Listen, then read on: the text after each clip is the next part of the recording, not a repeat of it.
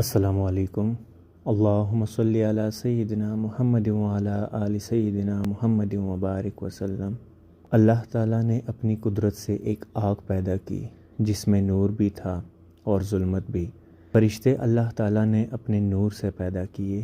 یہ نوری اور معصوم مخلوق اللہ کی اطاعت گزار ہے، گویا ہر طرح کی نافرمانی اور خطا سے پاک ہے۔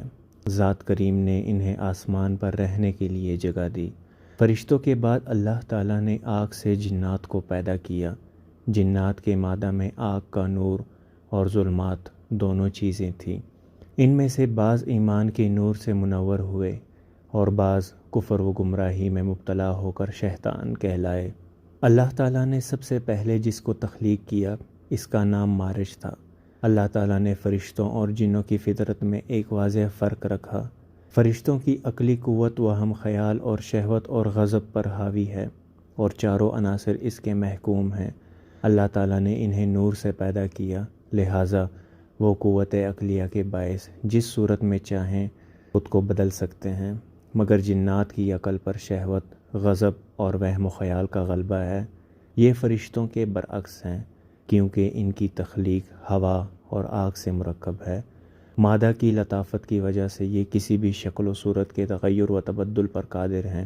اللہ نے جنات کو بہت سی قوتیں عطا کی ہیں، چونکہ ان میں بھی اللہ نے فطری عناصر غضب و قوت، وہم خیال اور شہوت کا مادہ رکھا ہے، لہٰذا جن کی عقل پر غضب اور بدی حاوی ہو جائے وہ سرکش و نافرمان ہو جاتے ہیں اور شیطان کے قبیلے میں داخل ہو جاتے ہیں۔ کائناتیں اور آسمانوں کی تخلیق کے مدارج طے ہو چکے تھے۔ فرشتے حکم الہی میں مشغول رہتے تھے اور ان کی افزائش امر الہی سے ہوتی تھی، لیکن جب مارج جنات کو پیدا کیا گیا تو ان کے فطری تقاضے اٹھ کر آ گئے اور اللہ تعالیٰ نے اس کے لیے ایک بیوی تخلیق کی جس کا نام مارجہ تھا۔ جنات کی افزائش کا حکم یہ تھا کہ ایک حمل سے ایک لڑکا اور ایک لڑکی پیدا ہوتے تھے۔ اللہ تعالیٰ نے ملائکہ فرشتوں کو تو آسمانوں میں رہائش دی اور جنات کو زمین پر اتار دیا۔ مارج اور مارجہ میں غضب و قہر تھا، لیکن وہ اللہ کی اطاعت و عبادت اور فرمانبرداری سے غافل نہیں تھے۔ وہ آسمان پر فرشتوں کے پاس جاتے اور عبادت الہی کے لیے حمد و ثنا اور ذکر و تسبیحات سیکھ کر آتے اور آ کر اپنی اولاد کو ان تعلیمات سے بہرہ مند کرتے۔ جیسے جیسے ان جنات کی اولاد بڑھتی گئی، ان میں سرکشی کا عنصر بھی بڑھنے لگا اور آپس میں لڑائی، جھگڑے اور اختلافات ہونے لگے۔ جنات کی نسل جب لاکھ سے تجاوز کر گئی تو ان میں کئی قبائل بن گئے۔ جب نسلیں ترقی کرنے لگتی ہیں تو خود سری اور سرکشی بھی جنم لیتی ہے۔ قہر و غضب سے بھری ہوا اور آگ سے تخلیق ہوئی مخلوق جنات نے زمین پر فسادات برپا کرنا شروع کر دیے، جس کی مثال ابھی حضرت آدم علیہ السلام کی نسل کا معاملہ آپ سب کے سامنے ہے۔ جب جنات کی سرکشی بڑھنے لگی اور قریب تھا کہ حکم نازل ہوتا، مارج جنات کے جد و امجد نے اللہ کے حضور قوم کی سرکشی کے خلاف گریازاری کی کہ قوم کی سرکشی ختم ہو جائے اور باہمی اتحاد و اتفاق اور نیکی اور اللہ کے کام کو بجا لانے کی دعا کی۔ اس کے علاوہ قوم کو بھی ہدایت و تبلیغ کی تلقین کرنے لگا، لیکن طاقت اور غضب کے نشے میں سرشار بگڑے ہوئے جنات نے مارج کی بات ماننے سے انکار کر دیا اور اسے صاف دھتکار دیا۔ پھر اللہ نے بنو مارج کو، جو نیک اور رحم دل اور اللہ کے اطاعت گزار اور فرمان روا جنات تھے، کو سرکشوں کے خلاف جنگ کا حکم دے دیا۔ یہ لڑائیاں بہت عرصہ تک چلتی رہیں اور بالآخر حق کی فتح ہوئی۔ بہت سے سرکش اور گمراہ جنات کو قتل، جلا کر راکھ کر دیا گیا اور بہت سو کو دور دراز جزیروں اور زیر زمین قید کر دیا گیا، اور زمین پر ایک بار پھر سے اللہ کا حکم چلنے لگا اور زمین جو جنات کی سرکشی اور فسادات سے عاجز آئی ہوئی تھی ایک بار خوشحال ہو گئی۔ حالات جاننے کے ساتھ ساتھ ایک بات ضروری نوٹ کیجیے کہ کائنات کی تخلیق سے حضرت آدم کی تخلیق کے درمیانی عرصہ میں کیا ہوا اور اس کی مستند روایات قرآن و احادیث سے نہیں ملتی، اور اگر ہیں بھی تو بہت کم، لہٰذا اس سلسلے میں بتائی جا رہی معلومات مختلف کتابوں سے لی گئی ہیں۔ چلتے ہیں موضوع کی جانب۔ زمین پر ایک بار پھر نیک اور برگزیدہ و فرمانبردار حکم الہی بجا لانے والے جنات ہی رہ گئے۔ کچھ عرصہ آرام و سکون سے گزرا، لیکن کچھ عرصہ بعد جو سرکش جنات بچ گئے تھے اور پہاڑوں، جزیروں اور زمین کی تہوں میں چھپ گئے تھے، دوبارہ واپس آئے۔ کچھ عرصہ تک انہوں نے دکھاوے کے لیے نیکی اور فرمانبرداری کی زندگی گزاری، لیکن کفر، گمراہی اور سرکشی ان کے رگ رگ میں بھری تھی، لہٰذا انہوں نے دوبارہ وہی کام کرنا شروع کر دیا۔ اب کی بار انہوں نے طاقتور اور غیظ و غضب سے بھرے قبائل کو ایک دوسرے کے خلاف کرنا اور بھڑکانا شروع کر دیا۔ لا شک کہ وہ جنات بڑے متقی اور پرہیزگار تھے، لیکن ہوا اور آگ سے بنی یہ مخلوق بہت جلد بھڑک اٹھنے والوں میں سے تھی۔ اب کی بار زمین پر فسادات نے ایک نیا روپ دھار لیا اور بڑے بڑے قبائل آپس میں ایک دوسرے سے لڑنے اور کشت و خون کرنے لگے۔ زمین ایک بار پھر جنات کی سرکشی، لڑائیوں اور فسادات سے بلبلا اٹھی اور بارگاہ ربی میں التجا کی کہ ان سرکشوں کو مجھ پر سے ہٹا لے یا مجھے ہی حکم دے کہ میں انہیں اپنے اندر دبوچ لوں۔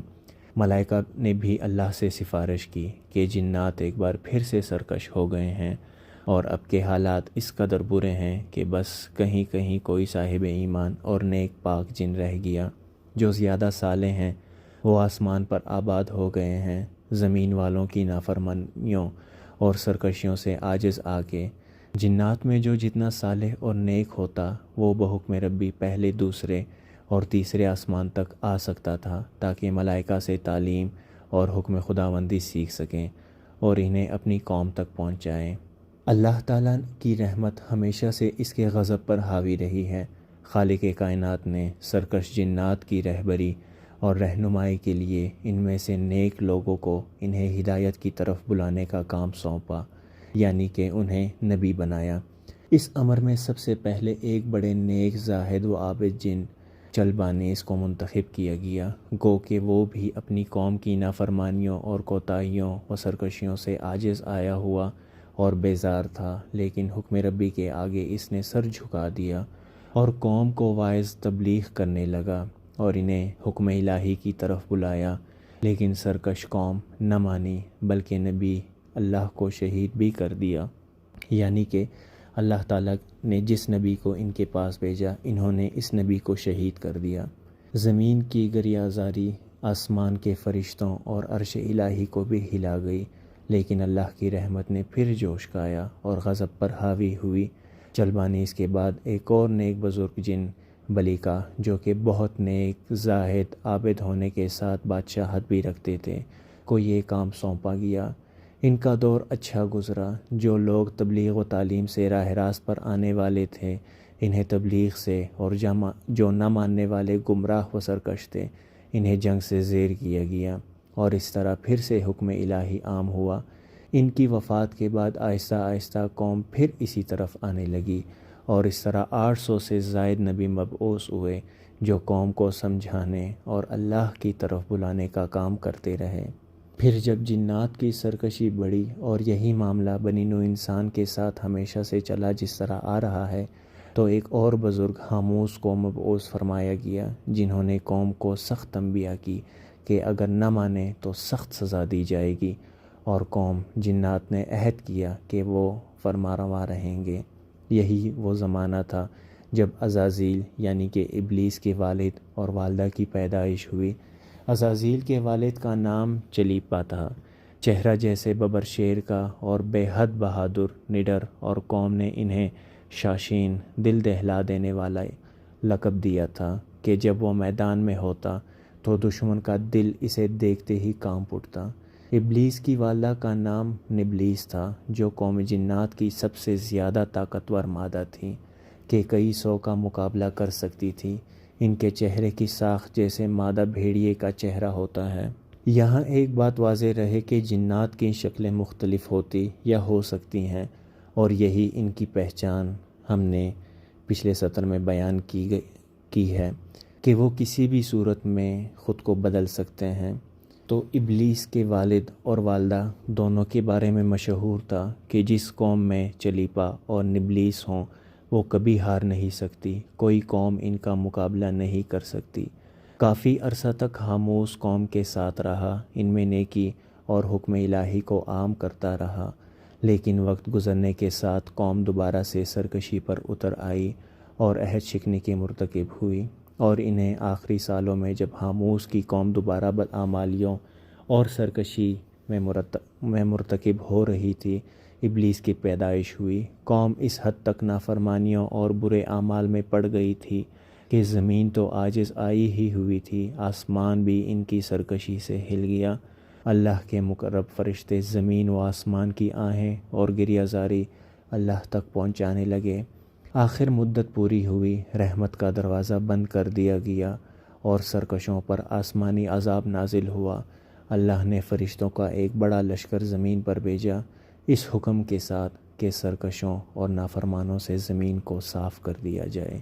انشاءاللہ کل کی قسط میں ہم یہ جانیں گے کہ جنات پہ کیسے عذاب آیا، شیطان کی پیدائش اور شیطان کیسے نافرمان ہوا، اس سب کے متعلق شیطان کی عبادت، شیطان کی فرمان برداری اور شیطان کو کیسے جنت میں تخت عطا کیا گیا، اس سب کے متعلق پڑھیں گے۔ درود پاک کو اپنے روزانہ کے معمول کا حصہ بنائیں۔ اللہم صلی علی سیدنا محمد وعلی آل سیدنا محمد وبارک وسلم۔